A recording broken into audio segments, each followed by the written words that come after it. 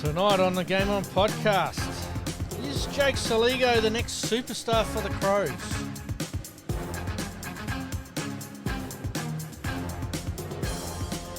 And a Port recruit knows how to kick a goal or two. Lovely kick. He is a lovely kick. And the Alex Carey screamer. But is he a keeper or a fieldsman? Absolutely fast. The best keeper in the world doesn't keep. It's ridiculous. All right, let's do this. Welcome to the Game On podcast. My name's Pete once again, joined here with Malcolm. Mate, how was your week? Interesting. Yeah, back average. Let's just say some car dramas. Yes. Thank you very much to Craig Steen for recommending a Auto electrician. order. Yep. Yeah, and that, let's just say, one of the bigger car brands. Comment Wally May, no comment, good comment in terms about them. Bold Lily Court Marsh. If I said what I really thought, Yes. We'd be off I'd the air. Yeah, I'd be in court. Fair enough. Sporting wise, mate, a couple of things that sort of tickled your fancy before we get into Around the Grounds. Sitting with Alan Favell at the Shield game on Friday, Yep. and at 11:15, they're still 3 for, cruising along, and geez, we need a wicket here big Yep. time, and we got a wicket just before the new ball, All and then right. away they went, and doesn't it show what a total different game it is in terms of there was Mitch Owen in the Shield game, 0-1. Yes. 4 balls on a pitch which was doing a bit. Yep.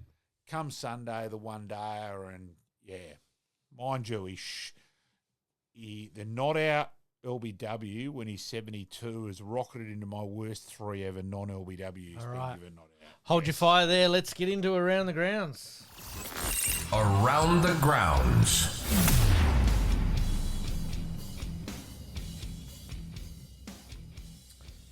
All right, a little bit later on, we're going to talk Adelaide United, the SANFL, some pre-season matches. We're starting to get to that time of the year. And also the NRL. What happens in Vegas stays in Vegas, but we'll talk about that a little bit later. But we'll kick off with the AFL. We'll get to the cricket in a minute, mate. Yep. But impressive showing at Mount Barker for Adelaide. But one player has certainly caught the eye, and that is Jake Saligo. He's poised to have a very, very good year. I think he's the most likely player from underneath to make the step to go from being a reasonable player to the A-grader, become the A-grade midfielder. Yes. And suddenly if they've got him and Dawson Yes. and have 2 A-grade midfielders, and then you have Peatling, he'll be a good player. Yes. His consistency, the excitement of Draper with his dash. Yes. All of a sudden they've got Multiple options, haven't yeah, they? Because and you've got Isaac Rankin to Rankin fit in go there as well. So all of a sudden they're not the bland, and now that way they can afford to play Matty Crouch and just be the release player, laid back in his spot where he should have stayed. Yes. Stayed basically. Although look, he was reasonable in the midfield, but just him and Crouch weren't a good mixture together. Yep. And I think we've been saying that now for 12 months, haven't we? It's a bit ridiculous how long it's been. Yep. So, yeah, look, promising signs for Adelaide. Look, Thilthorpe, geez, he's big. Yep. And it's a pretty hard matchup for anyone. So, yeah, him and... Because he was the key injury for Adelaide last It was. year. Does that release a Fogarty? Because we He can move around a bit more. Yep. The big thing is you're going to have to play your biggest defender on Thilthorpe. Yep. So all of a sudden, Walker or Fogarty's getting number 3. This is what I'm sort of saying. That's what makes it a bit, all of a sudden there's a bit more firepower. Yep. Still not sure what they'll do with Curtin. I'm not sure if he's the 4th. Not sure he's really a Tom Lynch in terms of aerobic capacity to do that yet. Yep. You've got Neil Bullen to fit in there and Rochelle and Rankin. So there's, it's a team which they should be kicking 15 or so goals a game, and that wins you a lot of games. Absolutely. So, well, as we sort of know, first to 100 generally wins Yes. most times. Yep. So, ball's being kept in the forward line. Neil Bullen obviously coming in for that. Rankin is a master at it. Look, I know you don't like Lockie Murphy, but that was the one thing that he was a hungry dog trying to keep the ball in there. Yeah, I but just don't think he he'll just get a didn't game. have the, Yeah, he just he didn't just have the hasn't got the class to polish. be able to do Yeah. it. That's exactly right. I don't think he'll get a game. I wouldn't think so. No. So there's going to be a lot more competing for spots. Yep. Which raises training standards, which helps overall. Yep. So You mentioned Curtin there. Where do you see him fitting in there? Is he still off the not sure. bench through the midfield a little bit? Yeah, or I still think I don't think they know.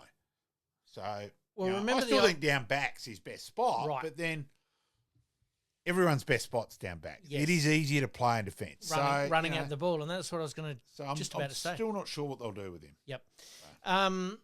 Trade. I know it's a little early to be talking about it, but trade currency maybe with West Coast. Oh, I think way too early. I'm still pretty hopeful he'll be a pretty good player. Yep, and stay at the Crows. Yep. They're certainly coming up to what you would think is a pretty successful period. If Thilthorpe's in their team last year, do they make the finals? It just changes everything up. They don't start the year anywhere near as badly, so you don't know. Yep. But I think he's there. He's vital. So he's their most important player. Pretty close to it. Yeah, fair enough. Let's talk about Taylor Walker. 18th season, looks pretty fresh, still moving pretty well, and delivers the ball so well. It's always been a beautiful kick on either foot. On both feet, yeah. It's funny, we can't find his first goal for Norwood. He went on the left foot, and don't worry, he said, Malcolm, I'll give you anything if you can find that. We still, trust me, I've tried. We'll put it out there to the public, and I know you're pretty keen, Norwood, keen on it, but we'll see what we can come up with, or the listeners can come up with. So does that mean that Adelaide's deficiency now is probably their back line? Probably a workman-like back line. Look, they get Murray back. Murray missed a fair bit of last year as well. He's pretty important. Yep. He's probably their key backman. Yes. Whether Butts is good enough or not is still probably up in the air.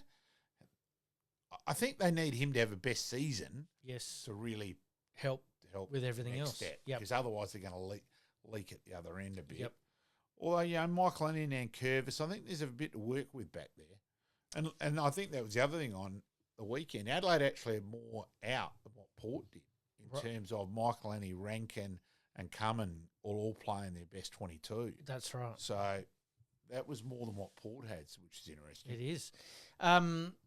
You talked about Rory Laird going back to that sort of half-back line. Where does someone, and this is got to be mentioned, is Wayne Miller Jr. Where does he fit in there? Because he is at his best in their best 22, but he hasn't played for 2 years. Just hasn't played enough footy. I want him to start an SANFL, play 5 or 6 games there to actually get some continuity in his body. Let's remember, he basically hasn't played for nearly 3 years. Yep. He's played the odd game in 3 years. He needs footy. Yep. He needs, look, always the question of Malera is a little bit of physicality, but we know his skill level. Yes. I just think he needs to get a bit of confidence in his body. Are you playing him down back or up forward? Oh, no, they'll play him down back. They'll want him to run and carry because he's a beautiful leg. Yep. But I just think he needs – I wouldn't play him to start with because I think he needs a lot more footy than that. So we talked about, obviously, their back line probably being that traditional Adelaide workman-like. I mean, you have a look at Rutten and Co back in the day. They were very workman-like. The wings, Lockie Scholl, where's he at, do you think? So he didn't play on the weekend either. Yeah. So that's another one to come back in potentially. Because you talk about run and carry, that's his bread and butter, isn't it? Yeah, but they'll play coming on one wing. I've got no coming on one wing, so I've got no doubt on that. Yep. So the other wing, that's what we're saying. It's suddenly there's a bit of competing for spots. Yep. Ben Keys. He'll play up half forward as well and then run through, probably tag a little bit as well. Yep. And he's got an elite aerobic capacity to do the basketball suicide up and back, which he does very, very well. Adelaide is going to be an interesting watch. We might hold off on doing, top 8 for next week. It's hard at the moment. But I think it's a nightmare. Let's have a bit of fun with it. Yeah, we will. But look, I still think at the moment, if you just remove any bias out of it, you're really only leaving Richmond, North Melbourne and West Coast. Yep. The 3 teams you're saying at the moment you don't think will make the 8. Yes. So, geez, it's open. Yep. Like, at the moment, and it is, Josh Jenkins actually is a pretty good line today. He thinks there's only 2 locks for the 8. Now, he had GWS as one of his 2 locks. Mm-hmm. Well, who knows with GWS, if they start badly with the players who are suspended and all that, all of a sudden they're Norton 2 or Norton 3, they're under the pump. So, I just think it's just so open. Are you surprised that so many commentators are picking GWS in the top 8, or do you still I think think on that paper, they've got still enough got talent. enough. They've still got enough, but I just think it's really interesting. They're limited at selection those first couple of rounds. Yes. Now that's pretty important. Yep. Well, like every club, those first 4 or 5 rounds are really gold, and if you can get off to a good start, like Hawthorn did last year, they got on a roll. And just injuries, you know. Yep. Poor young Carlton kid, Jagger Smith. Yes. You know, he's done his ACL. And it was a very innocuous It was incident, weird. wasn't it? Wasn't the normal ACL. And Andy Moritz Wakefield for Melbourne has done his ACL, but also has PCL and MCL and posterior PCL damage as well, which is extraordinary. As you said off air, that's car accident stuff. It's unreal. Yep. You don't like seeing young players go down, but you know, with the pre-season the way it is, and the grounds seem to be harder these days due to really the lack of rain. That's exactly right. We haven't had much rain. Doesn't matter what you could flood a ground in Adelaide at the moment in a day, and it's going to be dry by the end of the day. Exactly right. Yeah, it's crazy, absolutely crazy. All right, we've talked about Adelaide and a few little injuries there, but let's talk Port Adelaide. Lack of height and their sort of individual injuries down in defence sort of hurt them a little bit. It does. I still think that the midfield, the 3 or 4 in midfield, are going to make them competitive with anyone. Yep. But yeah, there's question marks because also it's not like Ratugolea was a boom of consistency. He ended up last year up forward because he'd struggled down back. But that was through luck with Marshall and also Georgiadis being injured at various times. So there's that. And I think the Zirk Thatcher. Yes. His good's good, but geez, there's a gap. Between and his he good showed it. He showed it perfectly in the 2 finals. He was very good against Hawthorn. Yep. And then he was Scheisenhausen against Sydney. So that's the real worry there, that someone's distance is so far apart. Yep. Miles Bergman comes back in following the departure of Houston. Where do we see him being able to release a little bit now that he's the only one, whereas Houston and him would have... Yeah, Farrell there as well. And I think Logan Evans will be used a fair bit in that way as well. Logan will run and carry. Yes. So he'll come off the wing and half-back, go by half-back. And then Jace Burgoyne will probably be on the wing. Yeah, same sort of thing as well. Yep. So I think they've got options there, but you've lost the elite leg of Houston. The other elite... Farrell's still an elite kick. Yes. But all of a sudden you haven't got your right footer and your left footer to go either way as elite kicks. Bit like cricket and baseball to a certain degree, lefty-righties. So, yeah. It just opens up your angle so much in running through and that. So that Houston's a huge loss. Yep. Like he's dual All-Australian. I think he's best halfback flanker in the comps. So. Yes, and he played that Port Adelaide system pretty well too. It's going to be interesting to see how he goes at Collingwood. Totally different system and... Yeah, I just think he's such a good player. Yep. I think he'll adapt. Yeah, absolutely. You did mention their their centre line, Connor Rosie, Zach Butters, Horn Francis, Ollie Wines and Willem Drew. That's pretty impressive, isn't it? It is. There's still so much. There's still much to work with and so much improvement still to come from especially the three junior guns. Absolutely. Jordan Sweet and Ivan Soldo, where do you see that ending up? I think Sweet's number 1 at the moment. Yep. I think he's a fair way in front of Soldo's starting, 3 out, 2 back sort of thing. He's starting a fair way from behind. And yet he came to Adelaide, Port Adelaide as that number 1 ruckman. Got injured. Jordan Sweet took his opportunity and was pretty good. Was pretty consistent overall. He was. Modbury High boy.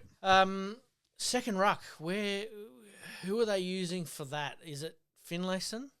Because they're talking about him adapting and going down back at the moment. Yeah, who knows? I probably think that one is, there's Valenti. Yeah, yes. Valencic. So he's still coming back from injury as well. So that's probably another one. But I think he's got a fair bit to offer. Yes. But whether they want to play him and Sweet, that's the other thing. I think they're both ruckman. Whether the big V can go up forward, not sure. Yep. Look, question without notice. Let's put your Ken Hinkley hat on. Are you playing both ruckman? Probably not at the start. Put your other hat on, Josh Carr, because we're in this situation. We didn't really talk about it too much last week, and we'll talk about it now, is that your Josh Carr, is he playing two ruckman? I think it's a real hard one. It depends on the opposition a fair bit, what they're doing. Mm-hmm. Depends on whether you think you've got enough run and carry to play another ruckman. Can he play up forward? Yep. You know, they want someone like a Josh Jenkins who could play both, who was mainly the forward, like Thilthorpe will play mainly forward. Yes. And then be that. That's the ideal scenario. Yep. But and Walker taking the ruck in the forward line, and then Riley goes back. Yeah. So, I know it's an unfair question, but we've got to bring it up. We didn't talk about it too much last week, but the succession plan, is it gonna work? And who are you looking to? Because this is where I'm at the moment, and that's why I asked you that question. I don't mind it personally. Yep. I think they've cleared the air now. You're not going to get every 5 minutes, Hinkley to go. We know what's happening. Yep. Now, if they suddenly are 0 or 5 or 0 and 6, yes, well, you'd expect that he will. I reckon he'll walk himself. Yeah. So that was going to be my question. Yeah, if they do get off to a bad start, it's a possibility. Josh Carr and obviously Ken Hinkley are two totally different coaches. What do you see Joshy Carr bringing to it? Because I see that workman-like, a bit like North Adelaide, that workman-like process, but he also likes letting it go. Well. Exactly right. He certainly did at North Adelaide. And look, we've had Greg Edwards on, and Greg Edwards said his most as enjoyable year was with Josh when they finished bottom. Yep. So I think that's a big tick to Josh Carr that he could have been still so balanced. So I think in that, and that is the way now. The thing is now, it's not when we played older. You're told to run through a brick wall. You ran through the brick wall. Yes. Where now the kid, no, I want to know why you want me to do that. And you've got to explain things in detail to them. It's more a buy-in situation, a work together. Where back hours, you just did what the coach said. Exactly right. It's going to be very interesting. All right, let's have a look at the forwards. Mitch Georgiadis is probably going to end up being the number one forward with Todd Marshall again. Yeah. And a little bit of a worry, isn't it? As well. Yep. I think the problem there, they're both pretty similar in terms of more the lead, not the pack mark. So I still think Lukosius' best position is the Tom Lynch role, the float and deliver, because he's a beautiful kick. So do you see him playing more centre-half forward? I think that's his role, but my understanding is he's been recruited to play full forward. So absolutely. Let's wait and see. Willie Rioli, what do we expect from Willie this year? I think he'll do the mercurial. He'll float in, float out. Do you see him getting a squirt through the midfield? Possibly, but they've probably got enough pace and electricity in there anyway. So, they probably need him to kick 40 to 50 goals. Yep. So. And a bit like Wayne Malura Jr. for Adelaide, for Port Adelaide, it's Sam Powell-Pepper. I think he is vital. He's a key player. And we noticed that 2 years ago when he almost put them on his back and said, come with me, let's do this. Yeah. Last year was a bit unfortunate. Exactly. Oh, look, and he showed a bit Friday night. Unfortunately, his kicking for goal was pretty average. But in terms of his movement and adjusting back into the play after having missed a year, there was a lot of ticks there. So absolutely. It's going to be a very interesting watch for Port Adelaide and their fans. Let us know out there if you've got any comments as to how Port Adelaide will go. All right, let's talk a little bit more AFL. Trial game injuries are a concern, but will the AFL extend the supplementary player list that will now impact local clubs? That's what shits me in terms of just have bigger list to start with. Yep. So we are. By now, a club has paid, they've spent money recruiting in terms of organising accommodation, possible work, the partner possibly coming over and a job there. And there's all sorts of things go on. And it's just so all of a sudden, bang, you just lose him. Lachlan McAndrew, in terms of he's now at the Crows after Strong got put on their long-term injury list. Yes. Norwood lose him. So we're back to square one at Norwood in terms of, they're going to rely on Luke Sermon in the ruck now. It's just... The flow-on effect is what it's not treating the state leagues with the respect they deserve. Yep. It's all very well and good to say, it's the top level. Yeah, you're a feeder league. well, no, it's way more complicated than that, and just treat with respect. You know, if you treat a person like crap, how do they feel? Yep. It's bullshit.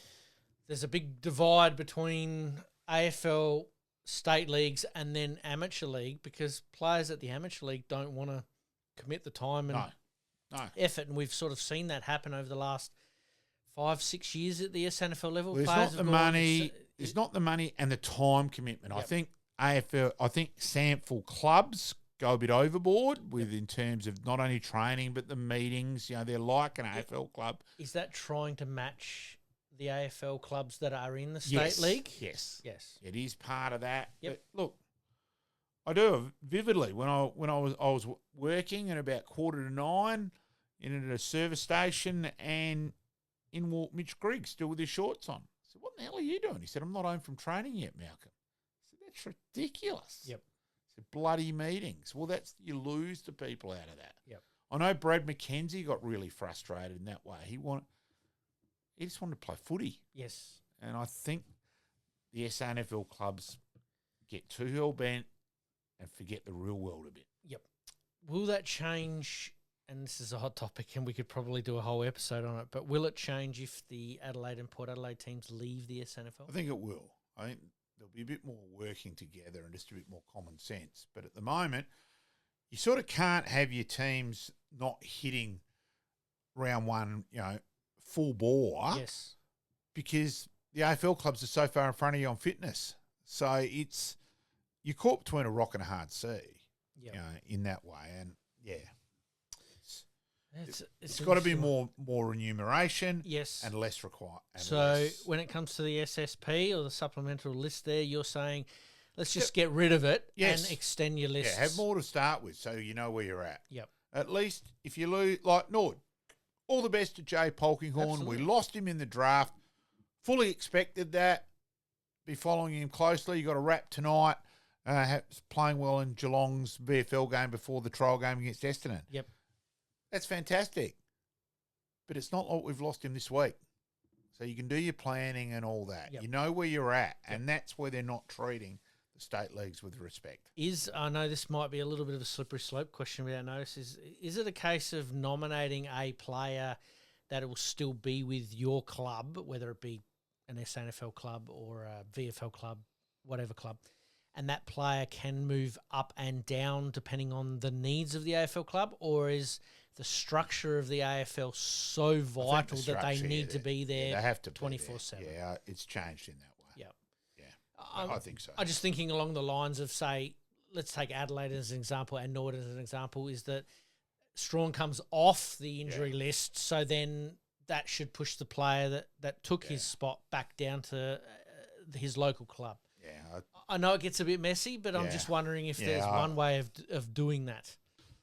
No, I think they've got to be in the AFL system. Yep. For that player to have a real crack at it, That's fine. So then the way to fix that is bigger list. Yep. I like it. Absolutely.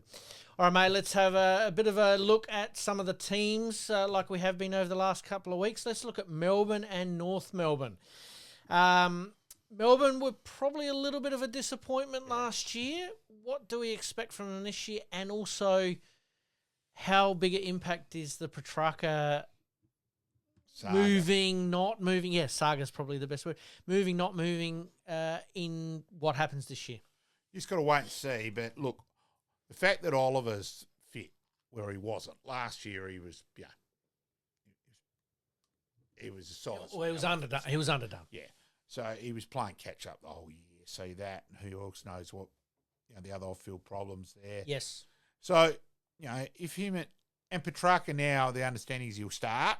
So pretty important trial games for him, I think. Yep. So, but if you've got those two back, you've got May and Lever down back. If Van Rooyen kicks on up forward, you've still got Gawn.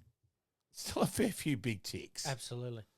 Yeah. They are a year older though. That's probably my only worry for. They really need Van Rooyen to burst out. Look, he showed promise. Yes. They need that promise to become a real key, Yep. and then Fritz can be the other. All of a sudden, he doesn't get the key back, Backman, and that. So. Yep. Yeah. I know it was a couple of years ago, but how important was Angus Brayshaw really to Melbourne's structure? Yeah, I think he was also the heart and soul player too. That was the other thing. That seemed like he was the social instigator of things from hearing a few Melbourne comments afterwards. And that sort of person, like Norwood losing the Carrolls, that sort of player, those people are pretty important. Don't grow on trees. The average age of 25, they're the fourth oldest list, 77.2 with 6 most experienced games. Stephen May leading... I was going to say wicket tape, leading games holder at 235. That's a little bit of a surprise. Yeah, I know. You've got to remember he played a fair few before he went to Melbourne. That's correct. So, Yep. Players with 100 games plus 14 and players with 50 games less 22. So they've got a reasonable amount of experience. Healthy mix, absolutely. How do you see Melbourne going this year? Do we? Well, we already said earlier on. There's probably 1 or 2 locks for the top 8, and then everything else is up to them. I think Can they? I think they can, but whether their connection... Look, the other thing was probably every other year apart from their premiership year, there's been a bit of a week in terms of their inside 50s numbers are always good. Yes. But they haven't turned enough into scores. Yep. Now, can they be a bit more efficient with the ball is probably the big question.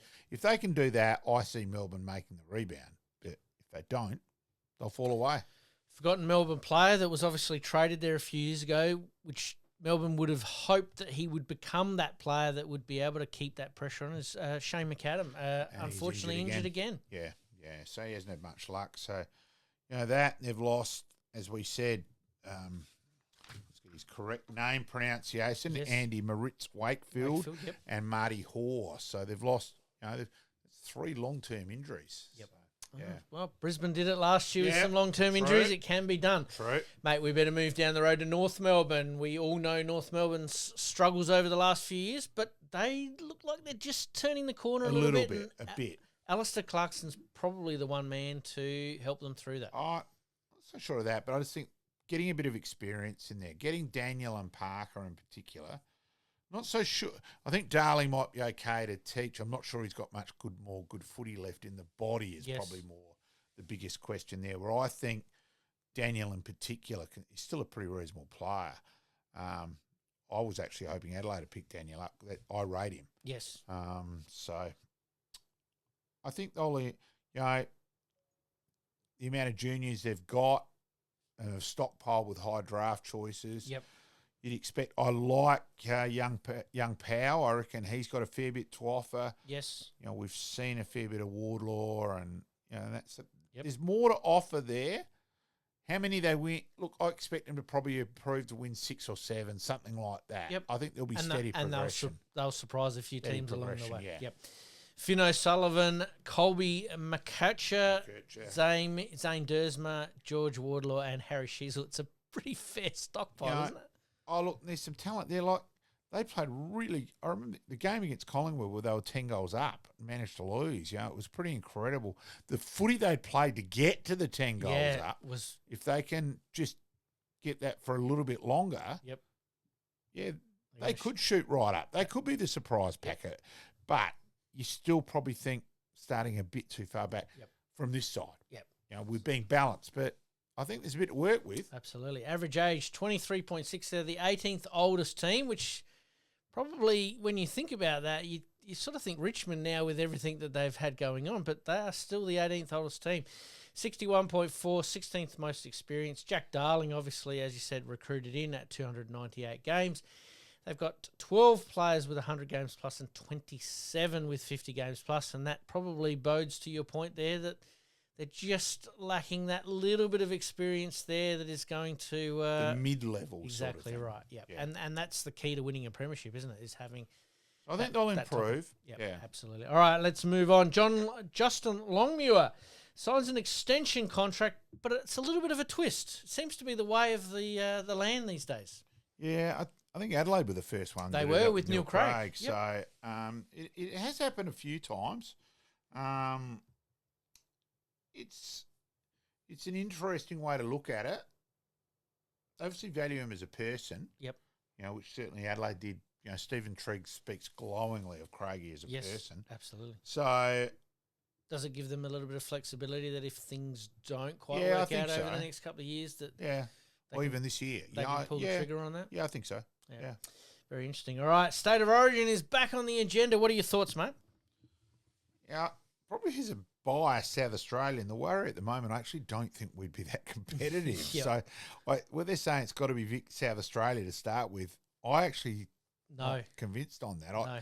I'd rather have Vic and I think Vic and WA would be a more competitive game at the moment. As much as I hate to say it, just being honest. Yep. Do you think it's a pre-season, mid-season, or final season game? I think at the end of the year it won't happen. Clubs just won't agree with that because players are on holidays and the things. I think pre-season. But then if there is little things that are not quite right with players, it gives them a whole pre-season to get over it. Yeah, but that just doesn't work that way with the legal stuff now, with a location where it's worked out for holidays and all that. No. I'm just playing devil's advocate. I think it will be. Yes. Like it was with the Indigenous All-Stars game. That's when I think it'll be. Yep. So it'll be a couple of weeks before the community series. Yep. Exhibition game. Look, it was a little bit Brutus-free footy with the Indigenous All-Stars and the Freo game, but the skills that were on the display were absolutely fantastic. Yeah, I just think because of the other thing now would probably make it a fair income game is so many people haven't played state footy who'd want it, where it probably did fall away a little bit because you probably didn't, not only were the clubs objecting to it more than the players, but you didn't have the players sort of demanding it, where I'm sure now you had all 16 captains or 18 captains, yesterday saying, we want it. So I think there's a bit of there's a bit more of a groundswell to it. Isn't it amazing? Look, it is a throwback to yesteryear where state leagues had their own competitions. We are now a national competition. Yeah. It does make it interesting, but I agree with you. I think that it will be at the beginning of the season. All right, last one on the fantasy football. Are you a yay or a nay for it, mate? Because it does test your skills as to if you had to pick your best 22 across the league. Personally, I'm not. But no. You imagine how many times I get asked by people, but it's... Yep. It is a bit of fun, but... Yeah, it's not me. It's HD. I don't mind. I admit one of the funniest games I've ever had in terms of being at Footy Park and the crowd were booing as Adelaide were chipping the ball in the background. Because they wanted stats. And a couple of uni guys are standing up yelling, more. Trying to think who it was. Stevens, who the Crows guy with the concussion. More. I've got him as my fantasy captain this week. More. Right. And I was pissing myself laughing. There you go. A yay or a nay, but nay for you. But there's a lot of people that are playing it. And, it's very interesting. All right, let's move on to the cricket, mate, before we take a quick break. Actually, no, we'll take a quick break now, and then we'll come back with the cricket. Coming up, we've got Adelaide United. Need to get back on the winners. Winners. It's a bit of a worry. It is. SANFL, some practice matches coming up. And the NRL, what happens in Vegas stays in Vegas.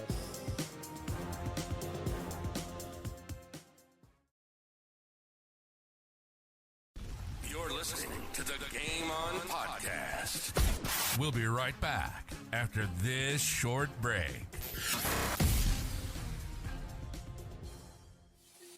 Looking to buy or sell your home anywhere in Adelaide, from the hills to the sea? Meet Gary KRIEVS, your dedicated local agent from OUWENS CASSERLY Real Estate. With unparalleled knowledge of Adelaide's housing market and a commitment to exceptional service, Gary ensures a smooth and stress-free experience for all your real estate needs. Trust the expert, trust Gary KRIEVS at OUWENS CASSERLY Real Estate. Your next dream home awaits. Contact Gary today on 0422 071 317 or on email garyk@ocre.com.au. And for more listings, please visit owenscasserly.com.au. Make it happen.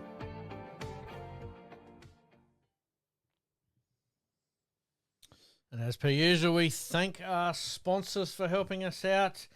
Mate, let's get on with cricket. You did mention it at the top of the show. Huge win for South Australia in the Shield. After 20 wickets fell on the first day, we did briefly touch on it last week. Yeah, it was while the pitch did a bit, geez, there was some poor batting by both sides again. Good bowling. Yes. I thought South Australia, Brendan Doggett bowled really well. I thought we bowled better than they did. I thought our batting was worse, if I've got to be fair there. Played some pretty average shots to get out. But the one good thing about the South Australian side, look, let's be honest, it's not that long ago, 2-3 years ago, if we were all out for 100 or so, the opposition was 1 or 2 for 200 at stumps. Yep. So this side went out, fought, got the game back on an even keel by the end of day one, was pretty impressive. Yes. And that's been the mantra, hasn't it, really? Yeah. Been Rhino coming in. We set them 388 so we made 380 with the top score of 74. So everyone sort of contributed. I thought Harry Nielsen was really impressive, got the momentum back our way. Yes. And it was really good to see him and Liam Scott back together in a good partnership. And they occupied, they had time, but they occupied the crease for periods of time, didn't they? Really impressed with Jason Sanger as a recruit in terms of he's playing really straight. Yep. Looks good. Still need some runs out of Henry Hunt and that, but Connor McInerney contributed. So, look, and then on the last day, I tell you what, I admit I'm not convinced with Ben Menenti as an off spinner. He did take an important wicket, but I'll tell you one thing you can do. He's a gun in the slips. Yes. A couple of those catches were just beauties. And look, the catch, the fine nick off a leggy, so it goes to the left of goes just past the keeper to the left of the first slip. It's a bloody hard catch, and he made it look like he was shelling peas. I reckon I did see that on the highlights, and you're right. The reaction time was amazing. So he took 4 catches in the second innings. So look, really good. The one day on Sunday was a bit weird because we sort of knew pretty early in the day that the result wasn't going to matter. We knew that New South Wales weren't, Victoria were on top against New South Wales. So therefore we had the home final, and that WA were beating Queensland, so we had the home final. Yes. So it was a little bit weird there because I thought we left too much pace on the ball and Owen just teed off, and geez, he hit some big sixes. Yes. Hit 1-6 from the Cathedral end. It hit the cement and went out the oval through the gates at wide mid-on. And I'm sitting there as someone who's watched a lot of cricket at Adelaide Oval. Before, And that's the first time I've seen that. I've seen Joel Garner at the other end. Yes. Joel Garner hit one, and the day when Hooksy got his 100 off 34 balls, down past the practice wickets, over the top by where the hedge used to be, with the members there. Yes. And that's, right. And so I'm sitting there going at the time, geez, which one's bigger? But he hit some bombs. Yep. You can hear it. Hey, it put them in a position where it looked all right for a while there. Oh, Tasmania were cruising. Yeah. And then we fought back and got really to the stage with 8 for. We probably really should have won from there. We didn't field as well after that. Mm-hmm. And is that a case of mentally just sort of relaxing a little bit, thinking that it was going to happen? No, I'm not so much there. No? Yeah, I think it had been a big week. It was also interesting, the bowlers they put in, they played a state second 11 game, so they weren't any fresher than the others. So in that way, it was a bit weird. Mm-hmm. Haven't spoken to Rhino since in terms of Sunday. I've had communication after the Shield game, but not after the one day. Yep. I thought I'd better not annoy him too much. No, that's all right. We'll try and get him back on again if they win the final, mate. Yeah. That's the ultimate goal. So it sets up now. So we play Victoria on here on Saturday. Yep. Day night final. I better chase up and see if Matty Elliott's coming across. Hopefully his Colt's playing, Sam. So really looking forward to Saturday. I'm nervous about it. South Australia, we don't win too many things, and geez, how huge would it be if we can win? This is the curtain raiser to the big one for me. Yes. The Shield. The Shield, I can't deny that. This is the reserve grade ready for the A grade. It's probably a little bit above that. Yep. It's still important, so I'd just love to get some, get a trophy in the cabinet. And I think if you win that, it takes a little bit pressure off Shield that you've won something this year. Yep. You're not going to be written up as the perennial bridesmaid and Yep. all that sort of thing. So, yeah. So it'll be interesting to see what side takes the park. Yes. Well, Let's we will know. Question without notice. Run through your starting 12. I would think that McAndrew, Doggett and Scott will all come back in. Yep. There. So I don't think the batting will change too much. I more think it'll be 3 or 4 changes in the bowling. Yep. Bowling department. I'd love Nathan McSweeney to back himself in more with the ball. Yep. I thought we should have taken the pace off towards the end, and I thought he should have bowled, and I would have bowled Harvey with him. Yep. So that's what I would have done. Yep. But whether they decided that, well, we don't want to show all our cards and we might do that in the final, I'm not sure. But I just thought No, I think I would have done things a bit differently. Yeah, I think they're hell bent on. Yeah, I getting things also done this think year. too, because it's a one day and everyone's fields on the boundary and all that, it got to the stage where you had 9 and 10 batting who were struggling to score. Get everyone up. I thought we didn't really. I thought our field placements weren't great either, in my opinion. A little bit to be done there. You did mention that the Shield obviously will be played. We are in the final. Look, everything would have to go Yes. monumentally wrong. At the moment, it's more than likely we are, but we're not mathematically certain. Who are we playing in the final? Do you think? Oh, I know it's way still too very far out. open. It's just too open. No, you really can't. That's call it. fine. Obviously playing Victoria in the one day, so we'll see how that all pans out. If I don't see you for a couple of days or hear from you for a couple of days, I know you're off celebrating. I'll be here on Tuesday night. No worries. All right, mate. Let's. Raining in Pakistan, we can report Well, that. was going to be my next part there. We're going to move on to Australia's Champions Trophy. Started off with a bang against the old enemy. Yeah, look, but I will say, yes, Alex, and I actually said it, I was with his That dad was for a while. on Sunday. screamer of a catch. I did say to his dad, to Gordon, that, geez, Alex has dug his own grave here by fielding so well. And apparently they're supposedly meant to be alternating keeping at the moment. I didn't actually hear that from Gordon. I'd heard that otherwise. Yep. Which I think is crazy. It's not little kids cricket.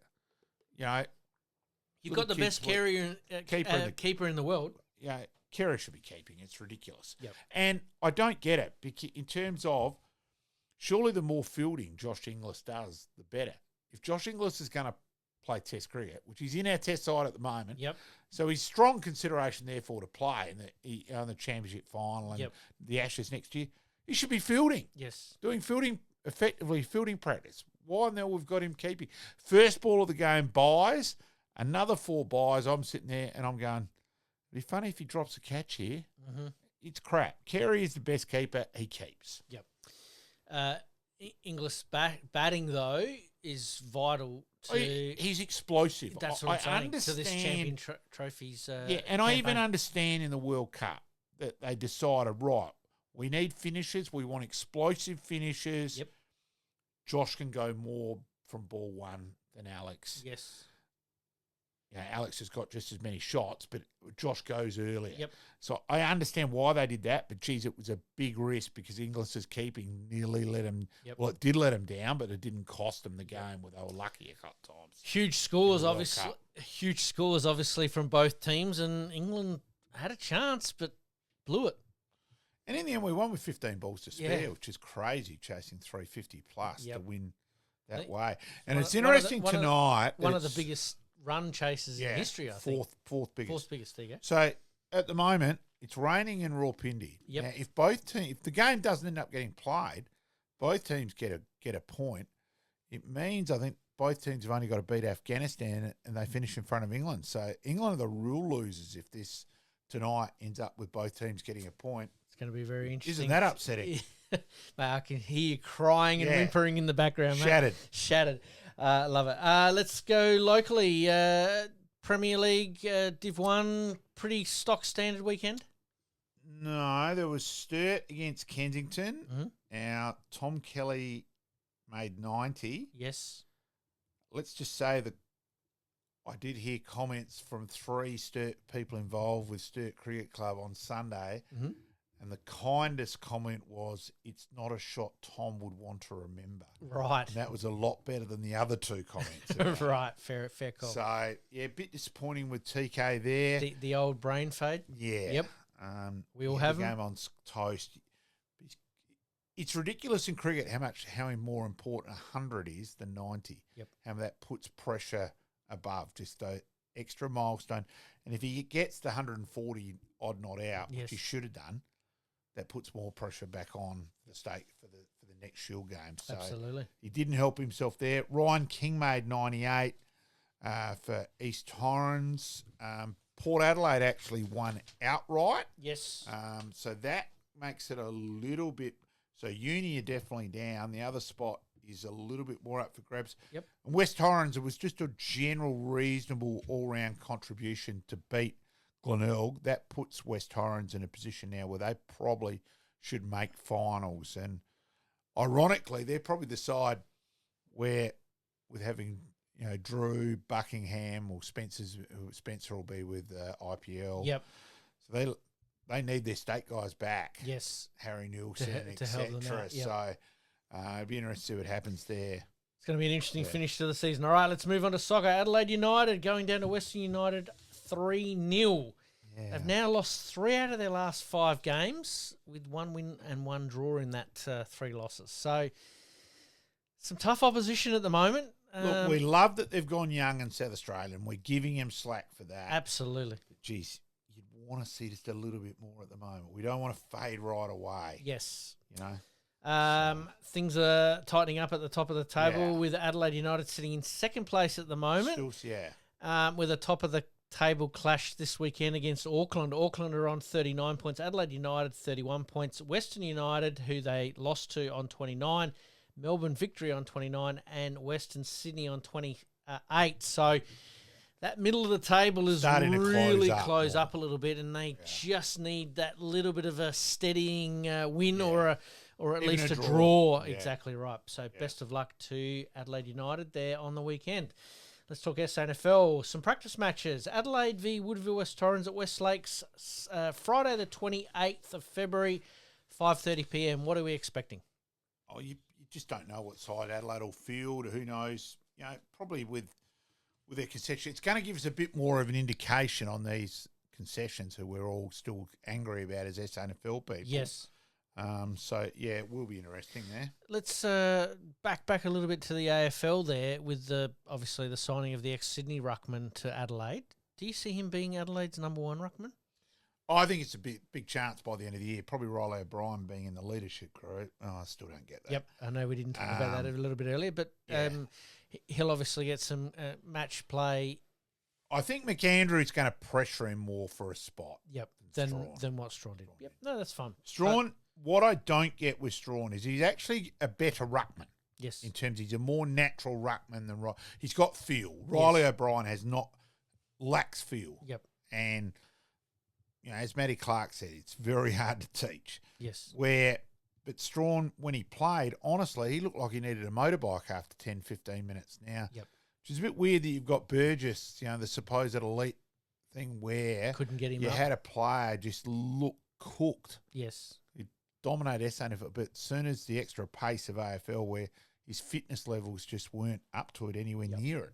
Yep. It's going to be an interesting watch. What do we expect from Woodville West Torrens? Late in the season, they faded out. Still made the finals, but is that something that Source Jacobs will rectify this year? And they've got a couple of handy ins as well. Yeah, and they had a bit of talent with their youth. Their youth were pretty impressive. Yes. So it'll just be interesting to see, and again, how many of those guys have committed, how many of them have gone, no, this is too hard, and gone to a local club. We'll find out more in the next few weeks. I think it's really hard with SANFL at the moment. It's only names in front of you. It's really hard to gauge. Absolutely. So, Norwood heading to Tasmania this weekend. Yeah. Both men's and women's. Yes. Having a trial game. The women's starting at 12 p.m. and the men's at 2:15. What are we expecting considering that Norwood does have a fair contingent of Tasmanian players? Yeah, it is. And so in that regard, I get it. Becomes a good bonding weekend, and it is a good idea. So it's just, again, really hard to judge. We're going to see how it goes there. All right, let's move on to the NRL. What happens in Vegas stays in Vegas? Well, not quite. No. 2 players having a play fight. I've got the camera in front of us in inverted commas there. With a plastic blow-up baseball bat has caused a big ruckus over in the NRL in the Vegas games. Is this the gift that keeps on giving for the AFL? Well, you sort of get guys getting up to hijinks after they'd played, but hang on, it's a few days beforehand. They've obviously had a fair bit of sauce. Well, apparently... Talking about sauce, Jacobs. Apparently they had 8 hours before their room was ready and, things didn't quite work out as far as that went. So, you're right. It just doesn't make sense, does it? That doesn't mean you have to get hit and missed, does it? The NRL keeps setting themselves up, don't they? Oh, it's just you just shake your head in disbelief. If you're the PR manager, you're cringing, aren't you, every time they go away? It's embarrassing. Is it better for the NRL to play games away at this time of the year for their overall branding? Not involved enough. It seems... I think they were reasonably happy last year with the exposure, with the publicity, with the ratings. So, they're the ones to judge on that. Apparently the ratings here in Australia are very, very good for it. Yeah. So if you're entering another market, if anything you pick up is a bonus, isn't it? Oh, and let's be real, the advertising dollar is the most significant dollar in world sport. Yep. By a mile. Like, if you actually get a revenue sheet in front of you, it is the most significant by a long, long way. Yep. We'll see how the NRL handle it and also how it all goes. All right, mate, we better take another quick break. Coming up, we actually have Keith Thomas Part 5. We had some technical issues last week. We weren't able to get that one out, so we'll play it this Friday. And we've got Peter Carey Part 1. Super was fantastic. Yeah, both were fantastic. You're listening to the Game On Podcast. We'll be right back after this short break.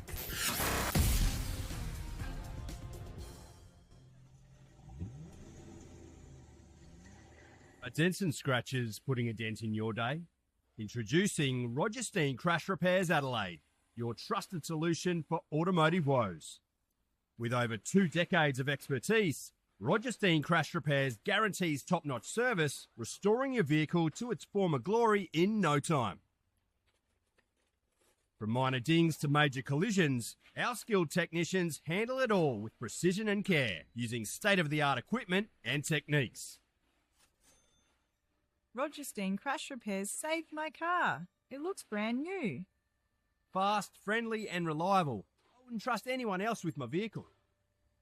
Don't let accidents slow you down. Visit Roger Steen Crash Repairs Adelaide at 14 Penner Avenue, Glynde, for quality service you can count on. And here's a special offer just for our listeners. Mention this podcast and receive a $100 discount on your repair. Roger Steen Crash Repairs Adelaide. Excellence in every repair.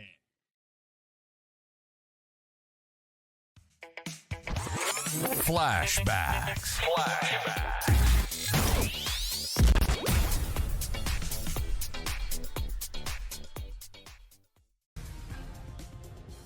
New Year's Day 1996, and the West Indies were hoping to start the year with a return to form. That's a fantastic shot. Well, that's more like the Phil Simmons we've been watching over the years. In a rain-shortened match, the Windies set Australia a target of 173. Carl Hooper, the star, finishing 7 short of a century. Looks good, and it's fantastic when it works. Some fiery bowling from the West Indies had the Aussies reeling, down for the count at 6 for 38. Oh, and he's bowled him inside edge onto the stumps. The only resistance came from Michael Bevan. In the air and 4. That is beautifully played. And when he found an ally in Paul Rifle, the game opened up and went down to the wire. Roger Harper to bowl the final over. Goes to the leg side. Wide! Good umpiring. He's been prepared to call them all night.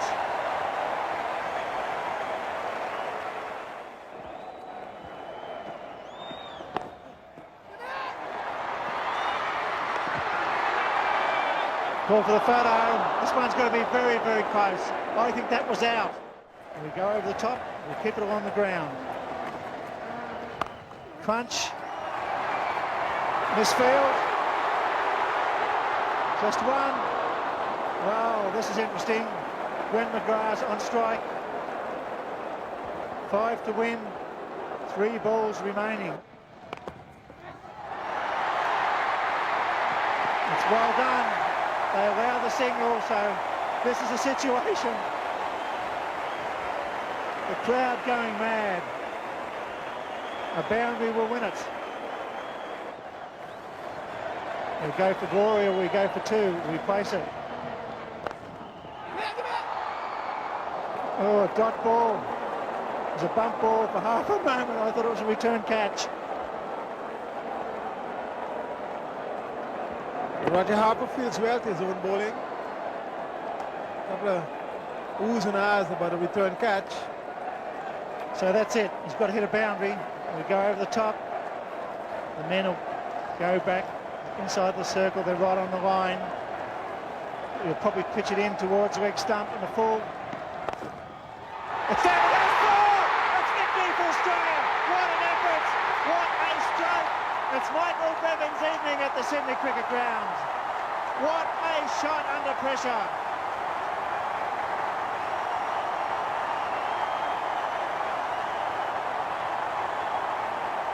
The crowd is going mad at the Sydney Cricket Ground, and why not?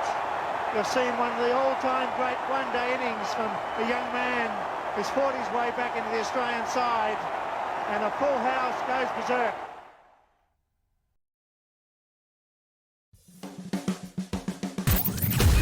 Extra time.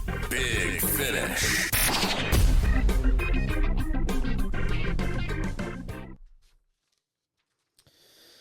All right, talking about a big finish there, Michael Bevan. That 4 off the last ball was absolutely fantastic. Big night, that. It was. West Indies had Australia in big trouble there, and he saved the game. And Glenn McGrath getting off strike there was very, very important as well. That was more by good luck than good management. Exactly right. All right, mate, we've got a little bit of a short extra time big finish today. We're going to talk tennis. Police detained someone after stalking a young female player. Emma Raducanu in Dubai broke down. This was last week, but I think it's very important. Broke down mid-game because somebody had handed her a note or something like that and had a photo and all sorts of things. It sort of reminds you of the Monica Seles thing, doesn't it? It's just not a good thing. The players would be justifiably absolutely petrified. And, and I read there was another player who recognised someone who'd been at their last 5 tournaments around the world, and and with weird stuff. It wasn't just someone being in the crowd, or it's a worry, and it's what else can you say? Exactly. Security these days is usually pretty good. They've obviously found the gentleman that was in question, and I think the ATP and WTA have probably banned for certain amount of time, so it'll be very interesting to see how that plays out. We wish Emma, obviously, all the best. Superstar shuts down comeback talks at Indian Wells. The player is Serena Williams. At 44 years of age, making a comeback. No thanks. She shut it down pretty quickly and said, no, even though they were leaving a spot open for her, but who knows. All right, let's move on to some other topics to finish us off. Do you miss the SANFL Foundation Cup played early in the season? Yeah, I liked it. I used to enjoy it. Yeah. In terms of that, it was a way of just made it a little bit bigger than a trial game. You know, it was a bit of a carrot on the end of it. Yep. I think the players enjoyed it because it was, again, a bit more than a trial game. Yep. Not as much as 2 points, so I liked it as a happy medium. Absolutely. Is that something that the 8 other SANFL clubs could potentially Hopefully. do with the Port Adelaide and Adelaide I think teams so. maybe not participating in it on the basis that they're playing 6 periods and 8 periods and 4 periods and so on to try and get those that match play into some of their players? Possibly. It'd be hard to function in. Yep. Could you do it at 2 separate locations, say, I don't know, North Adelaide and West Adelaide? Or I think it would have to be double headers, but again, at this time of the year, you're probably looking at night venues as well. Yep.